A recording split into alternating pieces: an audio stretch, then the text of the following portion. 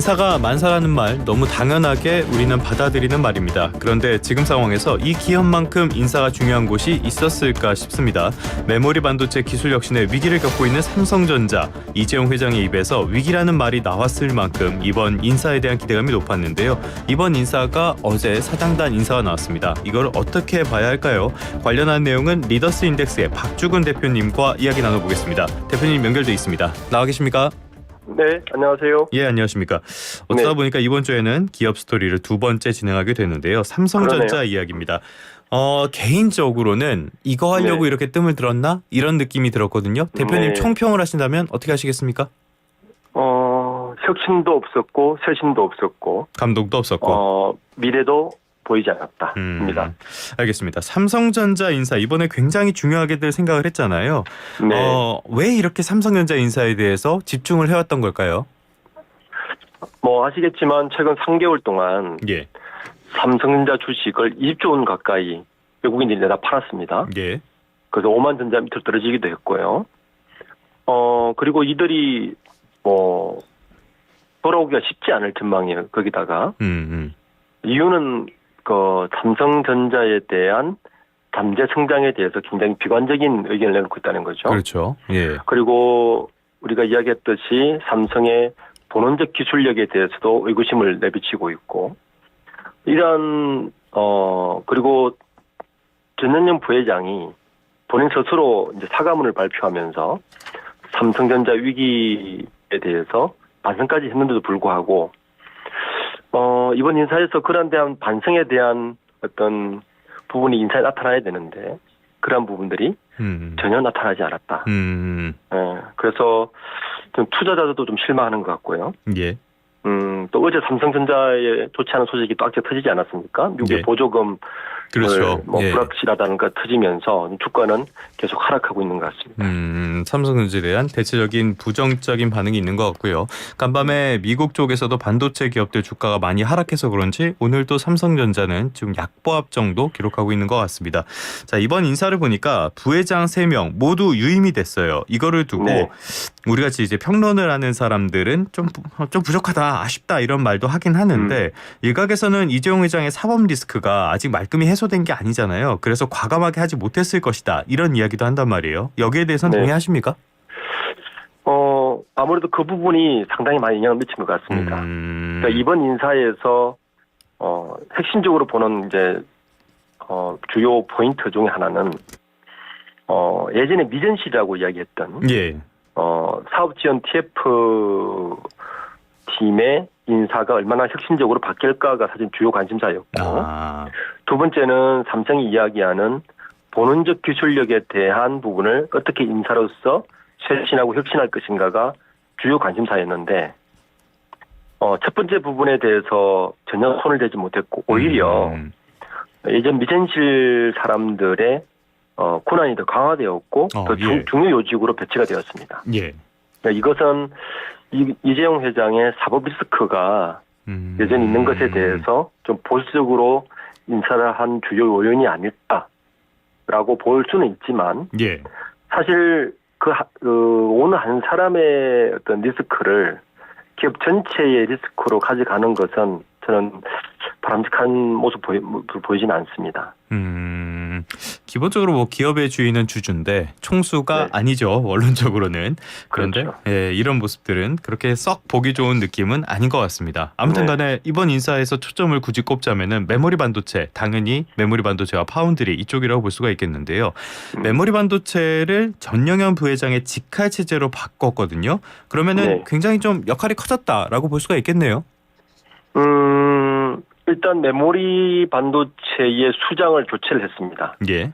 그러니까 이전에는 삼성이 늘 이제 반도체 쪽에 보면 DS 사업 본부장이 있고요. 그렇죠. 이게 이제 현재 전영현 부회장의 원래 역할이었는데, 그 DS 사업 본부장 산하에 메모리 반도체를 총괄하는 사장, 그리고 파운드리를 총괄하는 사장, 그리고 시스템 LSI를 총괄하는 사장, 이 각 사업부의 사장들이 있고, 그리고 기술을 총괄하는 CTO 사장이 따로 있고요.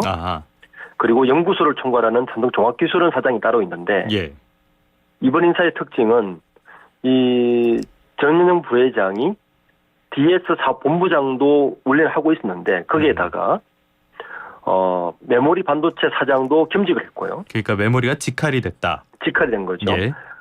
그리고 삼성 종합기술원 사장도 겸직을 했습니다. 그러면서 대표이사도 겸직을 했어요. 예. 그러니까 4개를 겸직을 하는 거예요. 예. 사장 첫 겸직이죠. 4개를 겸직하는 건. 네네네. 이걸 좋게 해석하면 의사결정 과정의 스텝을 줄여서 빠른 의사결정으로 뭔가를 혁신을 해보겠다는 것도 읽을 수 있지만 좀 다른 시각에서 보면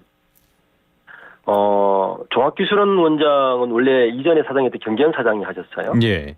나가셨다는 이야기죠. 그렇죠. 이야기고 책임을 물었다는 이야기입니다. 아. 그리고 메모리 반도체 사장도 본인이 직접 하겠다는 건 메모리 반도체 사장이 나가셨다는 건 그러니까 책임을 물었다는 건데 의사결정의 스텝은 줄었지만 사람이 없다라고 볼 수 있는 부분이죠. 네, 이 부분이 한 부분이 저는 좀 볼 부분이고, 예. 그 외에도 이제 파운드리 쪽에도 지금 수조 원대의 적자를 보고 있는데, 저는 이번 인사에서 파운드리 쪽에 사업 부분을 줄일 것인가를 좀 관심 있게 봤는데, 파운드리 쪽에 사장을 재임명하면서 파운드리 사업에 대한 의지를 다시 보였다는 것도 좀 특이할 만한 점입니다. 오히려 파운드리에 새로운 자리를 하나 만들었어요. 네. 그 CTO, 최고 기술 책임자 자리를 만들어서 그 자리에 남소구 사장을 보냈습니다. 아, 이분이 네. 어떤 분이죠? 이분은 이제 이분의 역할은 현재는 파운드리의 가장 큰 문제는 수율이 낮다는 거거든요. 그렇죠. 예. 네, 수율을 그러니까 그 제조기술 쪽에 전문가를 보낸 거죠.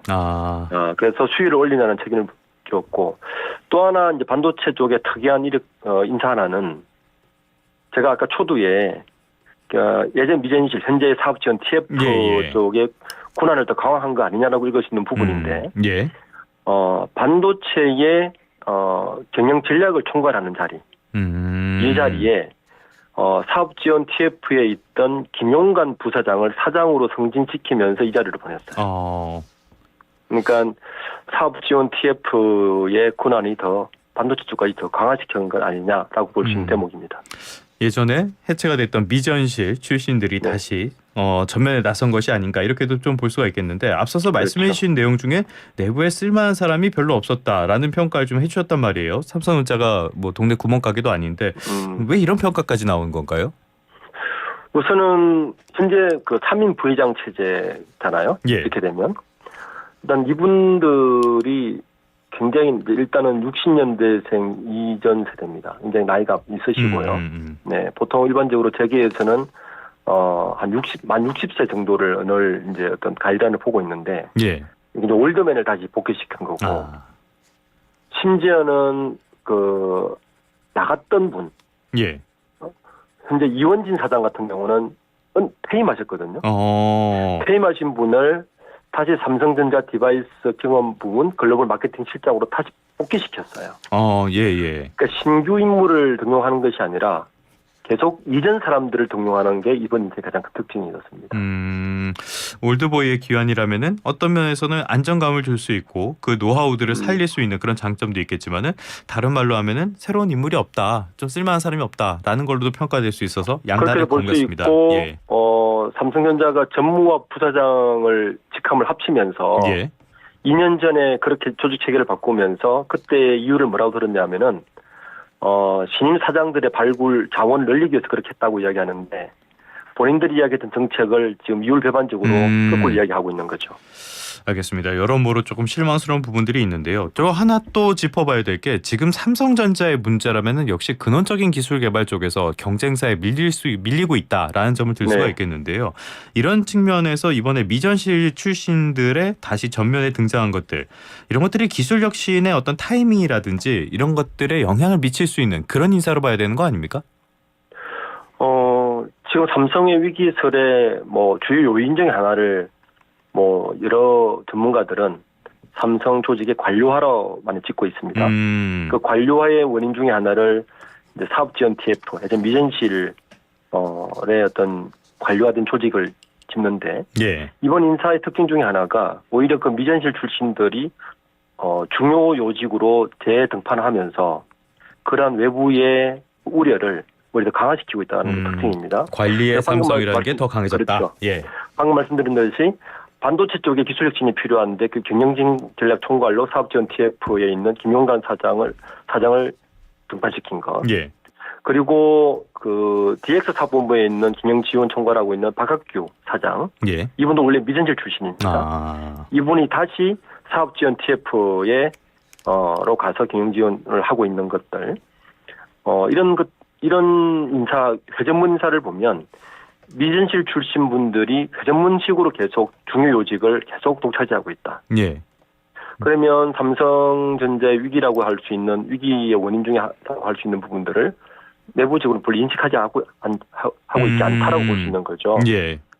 그래서 이런 인사로 지금 삼성의 위기, 본원적 기술적인 문제를 해결할 수 있을까라고 좀 의구심이 들고, 더군다나 전현영 부회장이 지난 10월 달에 사과문을 발표하면서 조직에 대한 얘기를 스스로 이야기했습니다. 그렇죠. 예. 네.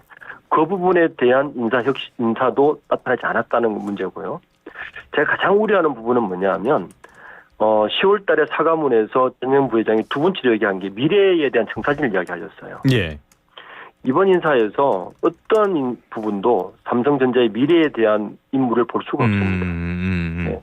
삼성이 어떤 모습으로 미래 청사진을 그리고 있는지, 사장단에서 어떤 분이 그쪽으로 새로운 인물이 예. 삼성 미래에 대한 사진을 그릴지에 대해서도 보이지 않았다는 것이 되게 아쉬운 부분입니다. 사실 저는 이번 사장단 인사를 보면서 모르는 이름이 없어가지고 더 그게 좀, 다 아는 분들이더라고요. 그런 것도 좀 아쉬웠는데, 자, 이런 분위기에서 이제 앞으로 부사장 이하의 임원 인사, 조직 개편이 진행이 될 거 아니에요. 이 과정에서 새로운 인물, 뉴페이스 이런 게 등장할 가능성 있다고 보십니까?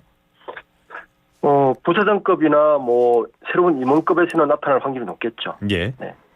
아무래도 이런 우려에 대해서 불식시키기 위한 조치는 분명히 있을 거라고 보고 있고요. 문제는 그 새로운 분야에 대해서 이미 사업에 대한 청사진이 없는 상태에서 인사만 올라오는 것도 저는 물성술이라고 봅니다. 네네. 예를 들어서 특정한 사업부서를 만들었다든지 사업부 조직을 바꿨다든지 그리고 사람을 배치를 한다든지 이런 식이 아니고 단순히 뉴페이스만으로 새로운 일을 스스로 해낼 수 있을까라는 것도 조심스럽게 이제 우려가 되는 부분이죠. 지금 현재 사업 구조를 보면 이번에 인사를 통해서 새로 만들어진 조직은 파운드리 분야의 CTO, 그러니까 파운드리 내에서의 기술 지원 CTO밖에 없단 말이에요. 예. 다른 조직은 만들어지지가 않았습니다. 그러니까 그런 부분도 좀 지켜봐야 될 부분 같습니다. CTO 외에는 다른 것은 별로 눈에 띄는 게 없었다. 네. 아무튼 이러다 보니까 삼성전자의 주가 어제 한 2%대 하락했고요. 오늘도 약보합 정도인데 이게 그렇게까지 큰 영향을 미치진 않겠지만은 그래도 어느 정도는 좀 실망감 같은 게 반영된 결과로 봐야겠죠. 물론 이제 더 큰 악재는 미국의 보조금의 불확실성이 더 컸지만 예. 저는 이번 인사도 삼성전자의 주가에 만만치 않게 반영이 되었다고 보고 있습니다. 많은 내신 외신들이 이번 인사에 대해서 좀 조금 다르긴 하지만 거의 긍정적인 기사를 내보내진 않았거든요. 예. 혁신도 없고 쇄신도 없다는 중론이었고 이전에 삼성전자의 인사는 국내 재계 뉴스에서는 가장 큰 뉴스거리였는데 그럼요. 예. 어제 난 인사에 대해서는 굉장히 소규모 뉴스였고요. 별로 그렇게 획기적이라 보는 시각은 전혀 없는 것 같습니다. 알겠습니다.